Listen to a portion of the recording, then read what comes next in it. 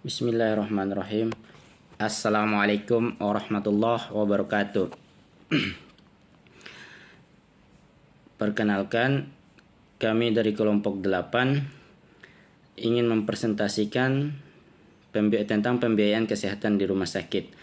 Sebelum melanjut ke materi, saya akan memperkenalkan anggota kelompok kami, yaitu yang pertama saya sendiri sebagai sebagai moderator dan pemateri pertama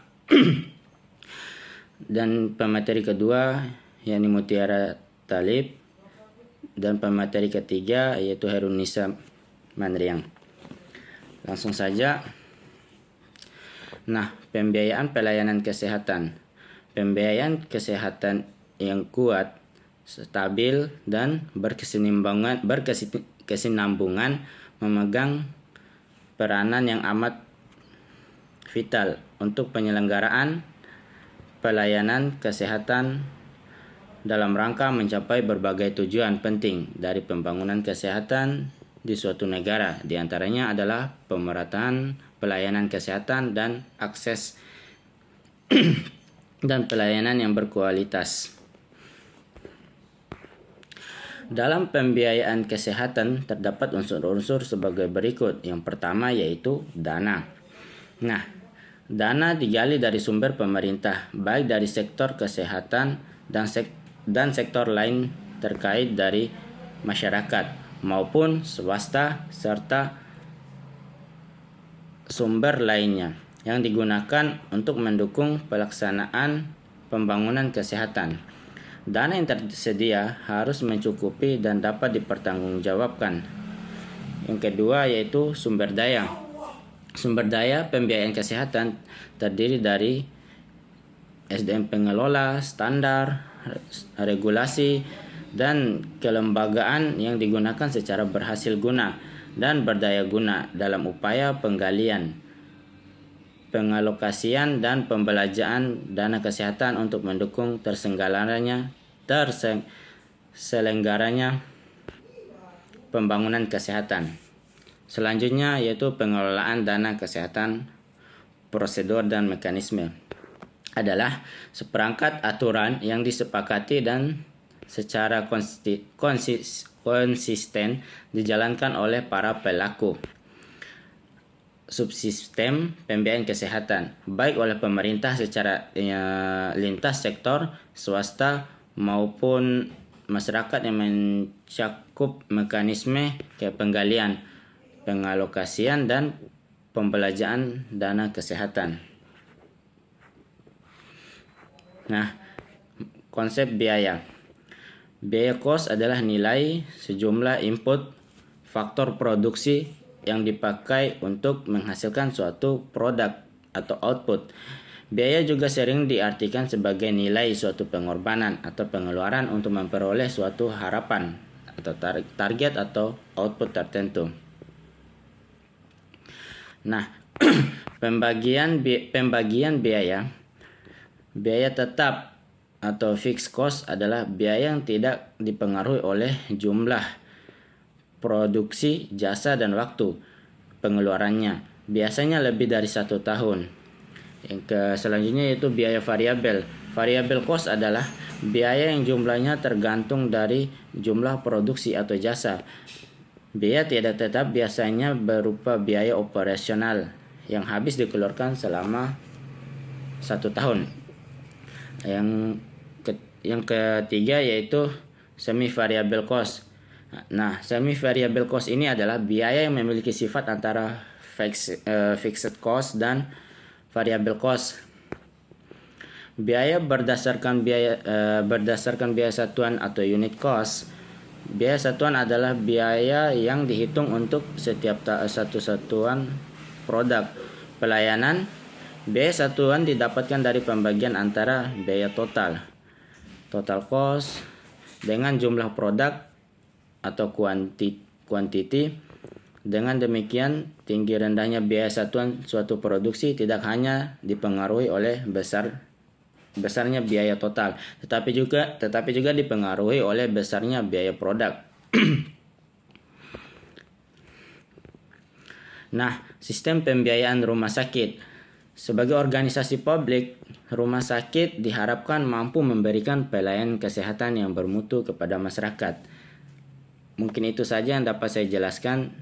Materi selanjutnya akan disampaikan oleh saudari Mutiara T. Baik, di sini saya akan melanjutkan dari pemateri sebelumnya. Saya akan melanjutkan mengenai macam-macam jenis pembiayaan. Yang pertama di sini ada diagnosis relatif. Jadi ini adalah atau grup dalam kurung DRG. DRG sendiri dapat disederhanakan dengan cara pembayaran dengan biaya satuan per diagnosis. Selanjutnya di sini ada case yang kedua yaitu case mix INA atau CBGS. Ini adalah sistem case mix INA CBGS adalah suatu pengklasifikasian dari episode perawatan pasien yang dirancang untuk menciptakan kelas-kelas yang relatif homogen. Selanjutnya ada pembayaran yang ketiga yaitu ada pembayaran kapitasi atau capitated payment system. Nah, ini adalah pembayaran kapitasi merupakan suatu cara pengendalian biaya dengan menempatkan fasilitas kesehatan pada posisi menanggung risiko. Selanjutnya ada yang keempat yaitu ada pembayaran per kasus, di mana sistem pembayaran per kasus atau case rates ini adalah banyak digunakan untuk membayar rumah sakit dalam kasus-kasus tertentu. Selanjutnya pembayaran per diem. Pembayaran per diem merupakan pembayaran yang dinegosiasi dan disepakati di muka yang didasari pada pembayaran per hari. Selanjutnya ada pembayaran global budget, merupakan cara pendanaan rumah sakit oleh pemerintah atau suatu badan asuransi kesehatan nasional di mana rumah sakit mendapatkan dana untuk membiayai seluruh kegiatannya untuk masa 1 tahun. Nah, selanjutnya tarif pasien yang dirawat dibedakan menjadi 2 jenis, yaitu mandiri atau umum, dan yang kedua yaitu ada penjamin atau asuransi. Nah, pasien berdasar penjaminannya dibagi menjadi 3, ada asuransi pegawai negeri atau PT Akses, ada asuransi swasta, tarifnya merupakan fee for service. Selanjutnya yang ketiga yaitu ada JKN KIS yang diperuntukkan bagi siswa miskin, tarifnya berdasarkan sistem paket INA CBG. Selanjutnya ada analisis biaya rumah sakit. Nah, analisis biaya rumah sakit ini adalah suatu kegiatan menghitung biaya rumah sakit untuk berbagai jenis pelayanan yang ditawarkan baik secara total maupun per unit atau per pasien dengan cara menghitung seluruh biaya pada seluruh unit pusat biaya serta mendistribusikannya ke unit-unit produksi yang kemudian dibayar oleh pasien. Nah, dalam perhitungan tarif di rumah sakit ini, seluruh biaya rumah sakit dihitung mulai dari fixed cost, semi variable cost, dan variable cost. Selanjutnya ada manfaat analisis biaya. Nah, manfaat utama dari analisis biaya ini ada 4, yaitu pricing, budgeting atau planning, budgetary, control, evaluasi, dan pertanggungjawaban. Nah, pricing ini adalah informasi biaya satuan sangat penting dalam penentuan kebijaksanaan tarif rumah sakit. Dengan diketahuinya biaya satuan unit cost dapat diketahui apakah tarif sekarang merugi, break even atau menguntungkan. Selanjutnya yaitu budgeting atau planning. Nah, ini adalah informasi jumlah biaya atau total cost dari suatu unit produksi dan biaya satuan unit cost dari tiap-tiap output rumah sakit. Sangat penting untuk alokasi anggaran dan untuk perancangan anggaran. Selanjutnya yang ketiga yaitu budgetary control. Nah, ini adalah hasil analisis biaya dapat dimanfaatkan untuk memonitor dan mengendalikan kegiatan operasional rumah sakit. Misalnya mengidentifikasi pusat-pusat biaya atau cost center yang strategis dalam upaya efisiensi rumah sakit. Yang keempat yaitu ada evaluasi dan pertanggungjawaban. Nah, analisis biaya bermanfaat untuk menilai performance keuangan RS secara keseluruhan, sekaligus sebagai pertanggungjawaban kepada pihak-pihak berkepentingan. Nah, itulah materi yang dapat saya sampaikan. Selanjutnya saya persilahkan kepada pemateri berikutnya. Saya akan melanjutkan materi yaitu metode, di mana unit cost dihitung dengan metode top down, mempertimbangkan biaya investasi dan tanpa investasi. Perhitungan dikelompokkan menjadi biaya overhead, intermediate, dan final. Hasilnya yaitu perhitungan unit cost penelitian diuraikan per kelas rumah sakit A, B, dan C bersama dengan pembahasan untuk memudahkan saat disandingkan dengan tarif INA CBGS tahun 2016. Penyampaian hasil dan pembahasan dilakukan menurut tujuan penelitian yaitu terkait unit cost pelayanan rawat inap dan perawatan rawat jalan. Nah, unit cost rawat inap rumah sakit dan tarif INA CBGS.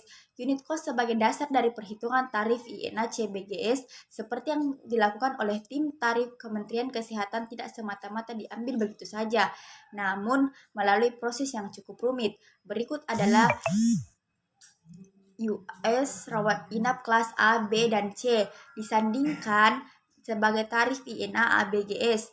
Yang pertama itu rawat inap rumah sakit kelas A, yang kedua rawat inap rumah sakit kelas B, dan yang ketiga rawat inap rumah sakit kelas C. Nah, kesimpulannya, secara umum diperoleh gambaran bahwa unit cost penting untuk kebijakan penetapan tarif INA CBGS. Perhitungan UC sangat bergantung kepada input data costing dan pengalokasian data sesuai lokasi produksi. Perhitungan US sangat bergantung kepada input data costing dan pengalokasian data sesuai lokasi produksi. Data semakin valid dan presisi tinggi, maka US yang dihitung per pelayanan semakin akurat. Tarif yang merefleksikan biaya aktual pelayanan akan mendorong RS memenuhi kebutuhan medis yang diperlukan pasien serta memberikan reward kepada RS yang telah melakukan pelayanan dengan outcome memuaskan. Nah, saran kami yaitu penelitian ini merekomendasikan penetapan tarif INA CBGS berdasar perhitungan unit cost akan memberikan data yang terbaik apabila diperoleh angka yang mendekati biaya real. Metode perhitungan unit cost seharusnya disepakati sehingga dapat patokan yang sama. Manajemen RS melakukan evaluasi agar mampu mengelola pelayanan kesehatan yang efisien. Mungkin hanya itu yang dapat saya sampaikan. Saya kembalikan ke moderator.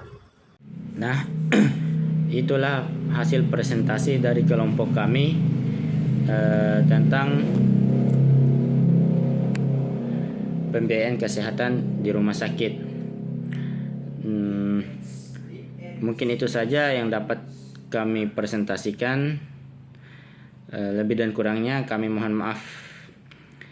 Assalamualaikum warahmatullahi wabarakatuh.